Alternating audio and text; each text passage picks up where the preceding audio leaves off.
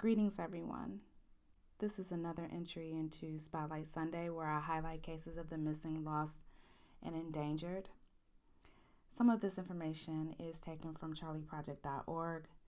I do ask that if you visit the site and if you are able, that you consider financially donating to the site administrator who has done an incredible job with compiling cases of the missing, lost, and endangered since, I believe, the early 1900s.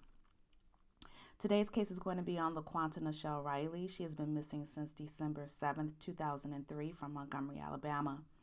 Her classification is listed as endangered missing. Her date of birth is February 26, 1984, and she would be 35 years old today. The age that she went missing was 19, and she was 5'8", approximately 200 pounds. Her last sighting, she was wearing a yellow and green Echo shirt, stonewashed blue jeans, green and yellow Reebok sneakers, and a silver chain bracelet. She has been described as an African-American female, black hair, brown eyes. She has pierced ears and a pierced tongue. She wore a silver barbell in her tongue at the time of her disappearance.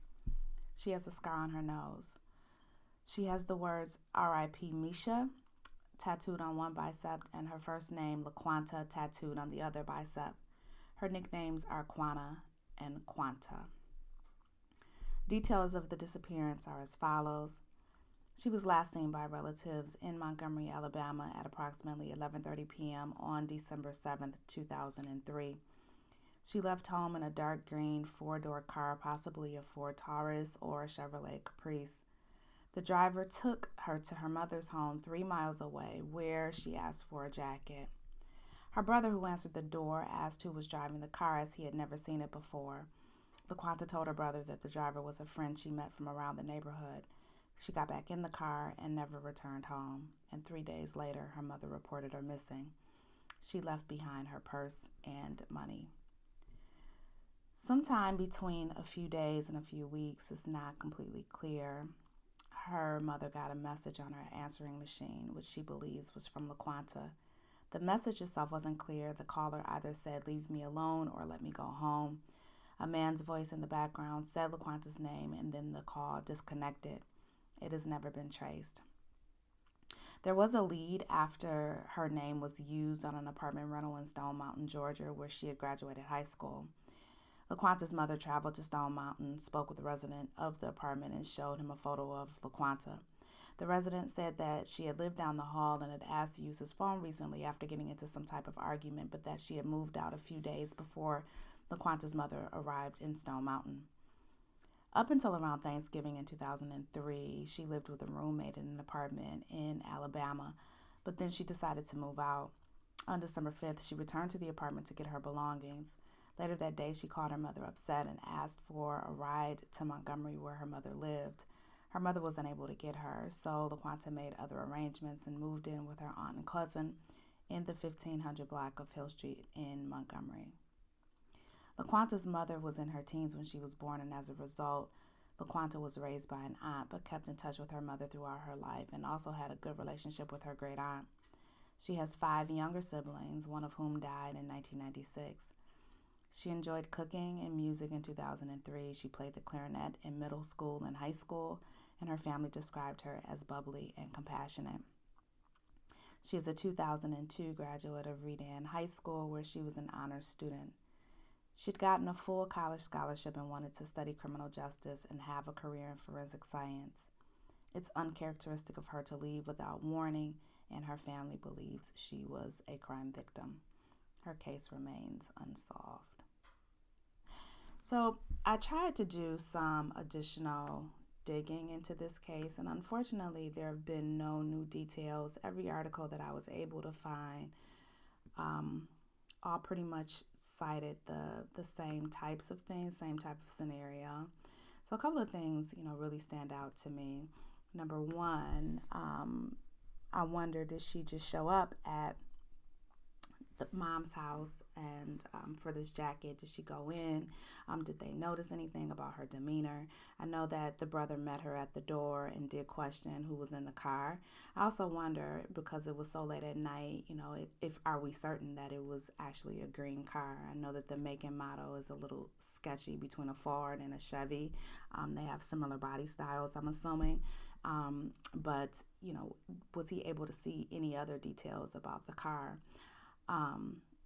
Then also, when she left, did she appear to be in distress? Did she indicate that she was going somewhere else? Was she on her way to another destination, or was she going to return home? It seems a little odd that she would just get a ride to mom's house in the middle of the night for a jacket and then just simply return home. So perhaps she was on her way somewhere else. What's even more curious is the fact that she left her purse and her information behind, or her purse and her money, behind. And I assume that her purse contained her wallet with her identification. So here she is out in the middle of the night with no purse, no money, no identification, going where? That seems really odd. Most people, if they're going out even for a short time, will take their purse and their money. And even if ladies don't take their entire purse, they'll take at least their ID and some cash with them just in case of an emergency. Also, who was in this apartment that mom went to go and talk to? That seems really bizarre to me as well, and just is an odd kind of fact that doesn't really fit in this case. I wonder who called mom and told her that LaQuanta's name was even used on this apartment. That's number one. Number two, who was this person in the apartment, and why was LaQuanta's name on it? What connection did he have to her since he was living there? If she was living in an apartment down the hall, what would be the purpose of her putting her name on another unit that she wasn't even living in? And then even more, how do you rent an apartment without proper identification and money? Without verifying your income, verifying establishing your identity, establishing your credit worthiness, that you can pay for this unit. It seems really bizarre, and it sounds like it may have been a case of identity fraud. But then the gentleman in the unit actually said that he knew that LaQuanta lived down the hall and was living in another unit, and that she'd moved out. So was that accurate information, or was that information that was just given to kind of throw off the track? The leasing unit should have all of that information, along with any paperwork or documentation or identification that whoever rented the unit would have provided to them. And I would think that the police would take possession of those items, or at least take copies of them for the case. And I would like to know if in fact the items that were presented actually belonged to LaQuanta. And if they did, how did she take possession of them when she never had them? She left them behind. So that seems really odd to me. And I would like to see, more investigation on that aspect. Then there's the matter of the phone call, that it was a voice message that was left. And mom is sure that it was LaQuanta's voice, even though she couldn't exactly make out the message. Either one of those two scenarios, let me go home or leave me alone, both of those are distressing, particularly when you've already reported your loved one missing. So I'm sure that was distressing for her as well. The timeline also between the time that she left her apartment, she moved out of her apartment, and the time she went missing was only a couple of days. And I do wonder what the event was at the apartment that upset her. Did she run into some nefarious individuals? Did she have, an altercation with someone? Did she have, some type of debt that maybe she owed, and, someone was looking for her or had challenged her? What exactly was the issue?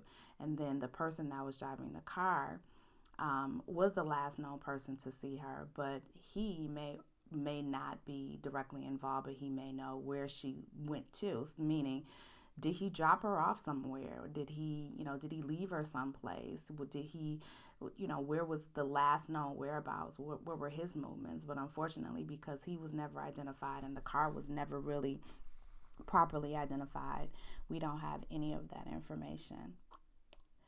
In any case, if you have any information or any insight into this case, I encourage you to please contact the Montgomery Police Department.